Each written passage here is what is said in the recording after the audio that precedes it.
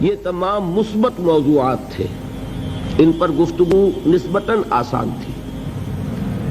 لیکن نفاق کا موضوع بہت ہی پیچیدہ اور بہت مشکل موضوع ہے۔ لیکن چونکہ ہمارے دین میں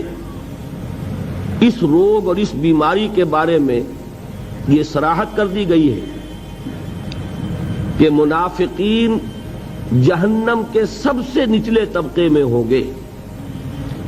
میں نے جو آیات ابھی تلاوت کی ہیں ان میں سے آخری آیت جو تھی وہ سورہ نساء کی ہے، ان المنافقین فی الدرک الاسفل من النار، جہنم کے سب سے نچلے طبقے میں منافق ہوں گے۔ اس سے یہ اندازہ ہوا کہ اللہ تعالیٰ کو کفر کے مقابلے میں بھی نفاق زیادہ ناپسند ہے۔ کافر کھلم کھلا کافر ہوتا ہے، وہ اسلام کا دعویٰ نہیں کرتا، اسلام کا لبادہ نہیں اوڑھتا، لیکن جو شخص منافق ہو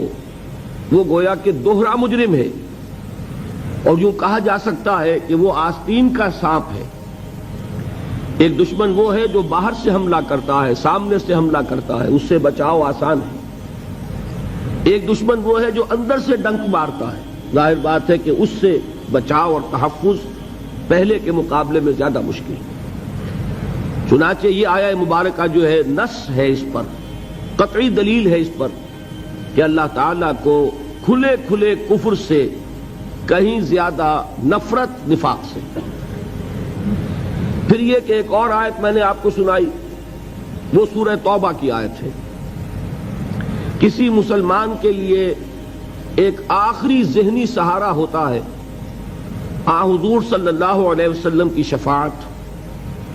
اگر حضور استغفار فرمائے،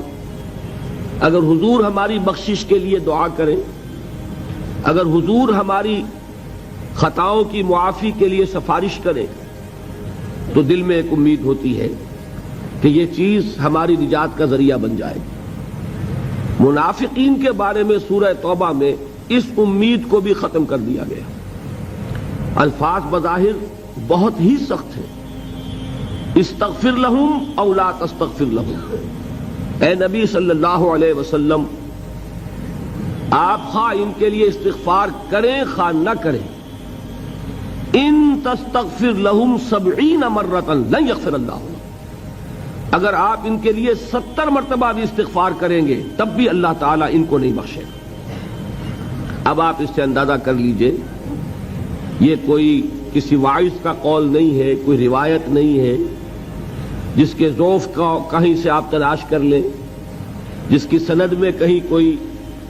آپ انگلی رکھنے کی جگہ جو ہے وہ تلاش کر لیں۔ قرآن مجید کے الفاظ ہیں، یہ وہ کلام ہے جو بالکل محفوظ ہے۔ استغفر لہم او لا تستغفر لہم،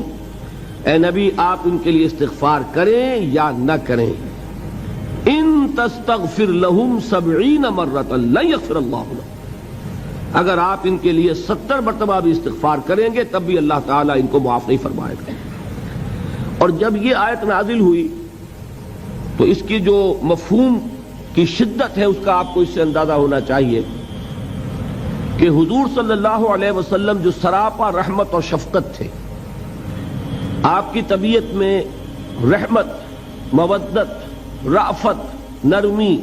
کوٹ کوٹ کر بھری ہوئی تھی۔ 2 مرتبہ تو قرآن مجید میں اللہ تعالیٰ نے حضور کو خطاب کر کے فرمایا کہ اے نبی آپ کی نرمی کے مستحق اہل ایمان ہیں، لیکن آپ کے مزاج میں چونکہ نرمی ہے، شفقت ہے، تو کفار اور منافقین اس سے فائدہ اٹھا لیتے ہیں۔ 2 مرتبہ حضور سے کہا گیا یا ایھا النبی جاہد الکفار والمنافقین واغلظ علیہم ومأواہم جہنم وبئس المصیر، اے نبی صلی اللہ علیہ وسلم آپ اپنے مزاج کے خلاف ہی کریں،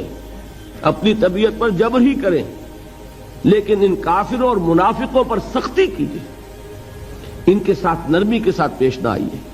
ان کا ٹھکانہ جہنم ہے اور وہ بہت برا ٹھکانہ ہے۔ تو حضور نے اپنے اسی مزاج کی رحمت اور رافت کی بنا پر فرمایا جب یہ آیت نازل ہوئی کہ معاملہ 70 مرتبہ کا نہیں ہے، اگر مجھے یہ امید ہوتی کہ میں 70 مرتبہ سے زیادہ استغفار کروں گا تو ان کو بخش دیا جائے گا تو میں کرتا، یعنی اس کے معنی کیا ہے کہ در حقیقت عدد 70 کا مراد نہیں ہے، بلکہ اللہ تعالیٰ نے مجھے روک دیا ہے اور مجھے بتا دیا ہے کہ کتنا بھی استغفار میں کروں ان منافقین کے لیے وہ ان کے لیے سود مند نہیں ہوگا۔ 70 نہیں 70,000 مرتبہ میں کرنے کو تیار ہوں اگر امید ہو، لیکن یہ ہے کہ در حقیقت اس کے معنی یہ ہے کہ کسی شکل میں بھی منافقین کے لیے مغفرت نہیں۔ اب ان دو چیزوں سے اندازہ ہو جانا چاہیے کہ کس قدر قابل حذر شے ہے، کتنی خوف کے لائق ہے، انسان کو کتنا اس سے بچنا چاہیے۔ اس کے ساتھ ایک مغالطہ ہے جو ہمارے ذہنوں میں لاحق ہے۔ وہ مغالطہ کیا ہے کہ ہم یہ سمجھتے ہیں کہ منافق کوئی علیحدہ جنس ہے، کوئی علیحدہ نوع ہے، ہم تو منافق ہو ہی نہیں سکتے، ہم سے نفاق کا کیا سروکار۔ اچھی طرح سمجھیے اس بات کو کہ جب ہم ان آیات پر سے گزرتے ہیں، ان احادیث کو پڑھتے ہیں